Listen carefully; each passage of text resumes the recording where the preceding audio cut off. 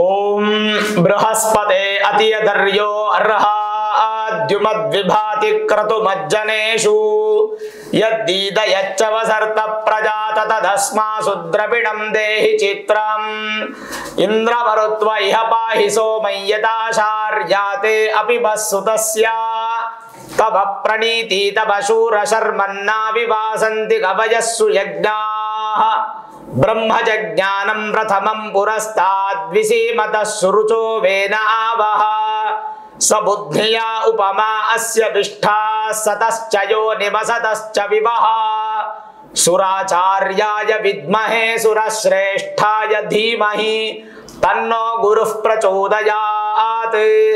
ಶ್ರೀ ಗುರುಭ್ಯೋ ನಮಃ. ಹರಿ ಓಂ.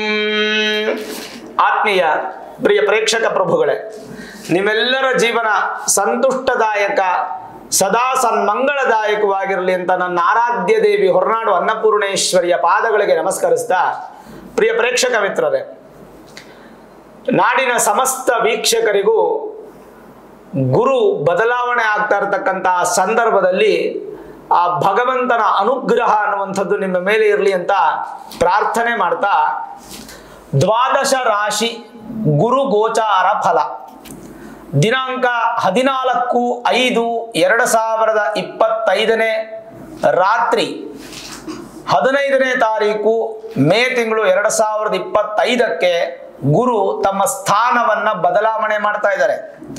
ಎಲ್ಲಿಂದ?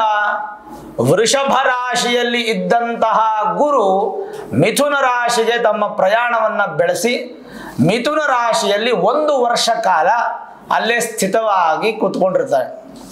ಹಾಗಾಗಿ ಮಿಥುನ ರಾಶಿಯಲ್ಲಿ ಇರುವಂತಹ ಗುರು ಯಾವ ಯಾವ ರಾಶಿಗೆ ಶುಭ ಫಲ, ಯಾವ ರಾಶಿಗೆ ಸಾಧಾರಣ ಫಲ, ಗುರುವಿಂದ ಅಶುಭ ಫಲ ಇಲ್ಲ.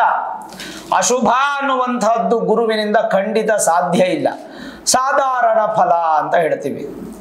ಸಾಧ್ಯವಾದರೆ ಗುರುವಿಂದ ನಿಮಗೆ ಒಳ್ಳೇದಾಗತ್ತೆ ಹೊರತು ಕೆಟ್ಟದ್ದಂತೂ ಆಗೋದಿಲ್ಲ. ಅಕಸ್ಮಾತ್ ನಿಮ್ಮ ಮೂಲ ಜಾತಕದಲ್ಲಿ ಗುರು ಏನಾದರೂ ರಾಹುಯುಕ್ತನಾಗೋ ಅಥವಾ ಕೇತುಯುಕ್ತನಾಗೋ ಅಥವಾ ನೀಚ ಸ್ಥಾನದಲ್ಲೋ ಅಥವಾ ಶತ್ರುವಿನ ಮನೆಯಲ್ಲೋ ಅಥವಾ ಪಾಪಕರ್ತರಿ ಯೋಗದಲ್ಲೋ ಈ ರೀತಿಯಾದಂಥ ಸ್ಥಾನಗಳಲ್ಲಿ ಮೂಲ ಜಾತಕದಲ್ಲಿದ್ದಲ್ಲಿ ಮಾತ್ರ ಗುರುವಿನಿಂದ ಸ್ವಲ್ಪ ಅಶುಭ ಫಲಗಳನ್ನು ನಾವು ಕಾಣಬಹುದು.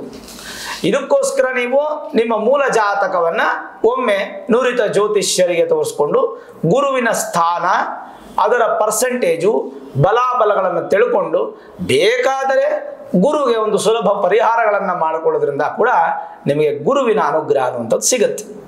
ಹಾಗಾದರೆ 12 ರಾಶಿಗಳ ಗೋಚಾರ ಫಲ ಹೇಗಿದೆ ಒಂದೊಂದಾಗಿ ನೋಡೋಣ. ಕರ್ಕಾಟಕ ರಾಶಿ. ಕರ್ಕಾಟಕ ರಾಶಿಗೆ 1 ವರ್ಷದಿಂದ ಗುರುಬಲ ಇತ್ತು. ಗುರು ಎಷ್ಟರ ಮಟ್ಟಿಗೆ ಬಲ ಕೊಟ್ಟಿದ್ದ ಅಂದ್ರೆ ನಿಮಗೆ ಲಾಭದ ಗುರು ಅಂದ್ರೆ 11ನೇ ಮನೆ ಗುರು. ಶಾಸ್ತ್ರದಲ್ಲಿ ಹೇಳುತ್ತೆ, ಯೇ ಗ್ರಹಾಃ ಶುಭಸ್ಥಾನೇಷು ಸ್ಥಿತಾಃ ತೇಷಾಂ ಗ್ರಹಾಣಾಂ ಅತ್ಯಂತ ಅತಿಶಯ ಶುಭ ಏಕಾದಶ ಸ್ಥಾನ ಫಲಾವಾಪ್ತ್ಯರ್ಥಂ ಅಂತ ಸಂಕಲ್ಪ. ಅಂದ್ರೆ ಯಾವುದೇ ಗ್ರಹ ಎಲ್ಲೇ ಇರಲಿ 11ನೇ ಮನೆ ಫಲ ಕೊಡ್ಲಪ್ಪ ಭಗವಂತ ಅಂತ ಕೇಳಿಕೊಂಡು ನಾವು ನವಗ್ರಹ ಪೂಜೆ ಅಥವಾ ಹೋಮವನ್ನು ಮಾಡ್ತೀವಿ. ಅಂತ 11ನೇ ಮನೆಯಲ್ಲಿ ಇದ್ದಂತಹ ಗುರು ಕರ್ಕಾಟಕ ರಾಶಿಯವರಿಗೆ ಲಾಭ ಸ್ಥಾನದಿಂದ ನಷ್ಟ ಸ್ಥಾನಕ್ಕೆ ಬರ್ತಾ ಇದ್ದಾರೆ. 12ನೇ ಮನೆಯ ವ್ಯಯ ಗುರು ಅಂತ ಕರಿತೀವಿ. ಹಾಗಾಗಿ ಕರ್ಕಾಟಕ ರಾಶಿಯವರಿಗೆ ಗುರುಬಲ ಹೋಗ್ತಾ ಇದೆ. ಇನ್ನು 1 ವರ್ಷ ಗುರುಬಲ ಇರಲ್ಲ, 1 ವರ್ಷ ಇಲ್ಲಿ ಇನ್ನು 2 ವರ್ಷ ಗುರುಬಲ ಇರೋದಿಲ್ಲ. ಹಾಗಾಗಿ ಗುರು ಸೇವೆ, ಗುರು ದರ್ಶನ, ಗುರು ಪ್ರಾರ್ಥನೆ ಖಂಡಿತ ಮಾಡಲೇಬೇಕು. ನೀವು ಮಿಸ್ ಮಾಡಂಗಿಲ್ಲ. ನೀವು ಹೇಳ್ತೆ, ಪಾಪಂ ವ್ಯಯಂಚ ಪತನಂ ನಿರಯಂ ವಾಮವಂಬಕಂ ಸ್ಥಾನ ಭ್ರಂಶಂಚ ವೈಕಲ್ಯಂ ದ್ವಾದಶೇನ ವಿಚಿಂತಯೇತ್. 12ನೇ ಮನೆ ಗುರು ಇದ್ದಾಗ ಗುರು ಬಲಿಷ್ಠನಾಗಿದ್ದು ಬಿಟ್ರೆ ನಿಮ್ಮ ರಾಶಿಯಲ್ಲಿ ತೊಂದರೆ ಇಲ್ಲ. ಇಲ್ಲ ಅಂದ್ರೆ ವ್ಯಯ, ಹಣ ಖರ್ಚು ಹೆಚ್ಚಾಗುತ್ತೆ. ಸುಖ ಸುಮ್ಮನೆ ಖರ್ಚಾಗುವಂಥದ್ದು, ಅಪವಾದ ಬರುವಂಥದ್ದು, ಅಪನಿಂದನೆ ಬರುವಂಥದ್ದು, ಯಾವ ಕೆಲಸಕ್ಕೆ ಕೈ ಹಾಕಿದ್ರು ಪರಿಪೂರ್ಣ ಆಗದೇ ಇರತಕ್ಕಂಥದ್ದು, ಕಳವಳಗಳು ಜಾಸ್ತಿ ಆಗೋದು, ಮಾನಸಿಕ ತೊಂದರೆಗಳು ಬರ್ತಕ್ಕಂಥದ್ದು, ಕುಟುಂಬದಲ್ಲೇ ನಿಮ್ಮ ಒಂದು ಮಾತಿಗೆ ಬಲ ಇಲ್ಲದೆ ಇರತಕ್ಕಂಥದ್ದು, ವ್ಯಾಲ್ಯೂಸ್ ಕಡಿಮೆ ಆಗುವಂಥದ್ದು, ಯಾವಾಗಲೂ ಲಿಕ್ವಿಡಿಟಿ ಅಮೌಂಟ್ ಅನ್ನು ಇಟ್ಕೊಂಡಿರ್ತಕ್ಕಂಥ ನಿಮಗೆ ಒಮ್ಮೆಲೆ ಟೈಟ್ ಆಗುವಂತ ಸಾಧ್ಯತೆ. ಇನ್ನು 2 ವರ್ಷ ನೀವು ಬ್ಯಾಲೆನ್ಸ್ ಮಾಡಬೇಕು. ಆದರೆ ಜನ್ಮ ಜಾತಕದ ಗುರು ಚೆನ್ನಾಗಿದ್ರೆ ಈ ಯಾವ ಸಮಸ್ಯೆಗಳು ಬರಲ್ಲ. ನಿಮ್ಮ ಮೂಲ ಜಾತಕವನ್ನು ತೋರಿಸ್ಕೊಳ್ಳಿ. ಇನ್ನು ವಿಶೇಷವಾಗಿ ಏನಪ್ಪಾ ಅಂದ್ರೆ ಭಗವಂತನ ಆಶೀರ್ವಾದದಿಂದ ಕೆಳಗೆ ಬಿದ್ದರೂ ಕೂಡ ಎದ್ದೇಳುವಂತಹ ಶಕ್ತಿಯನ್ನು ಗುರು ನಿಮಗೆ ಕೊಡ್ತಾನೆ. ಸ್ವಲ್ಪ ಶೀತದ ಪ್ರಕೃತಿಯಿಂದ ನಿಮ್ಮ ದೇಹ ಸ್ವಲ್ಪ ಸಮಸ್ಯೆಗಳನ್ನು ಉಂಟು ಮಾಡಿಕೊಳ್ಳುತ್ತೆ. ಸ್ವಲ್ಪ ಆಧ್ಯಾತ್ಮಿಕ ಜೀವನ ಕಡಿಮೆ ಆಗುತ್ತೆ. ಆದಷ್ಟು ದೇವತಾ ಕೈಂಕರ್ಯಗಳನ್ನು ಹೆಚ್ಚು ಮಾಡುವಂಥದ್ದು ಬಹಳ ಒಳ್ಳೆಯದು. ಪ್ರೀತಿ ಇದೆಲ್ಲ ಉಂಟು ಮಾಡ್ತಾನೆ. ಮಠ ಮಂದಿರಗಳಿಗೆ ಹೋಗಿ ಗುರುಗಳ ಸೇವೆಯನ್ನು ಮಾಡುವಂಥದ್ದು ಮರಿಬೇಡಿ.